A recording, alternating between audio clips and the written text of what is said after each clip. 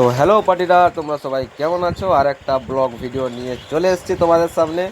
তো এই যে দেখতে পাচ্ছ, কালকে রাত্রে যে আমি গিয়েছিলাম বউ ভাত খেতে, ওই বিয়ে বাড়ির ফটো নিয়ে আমি চলে এসেছি।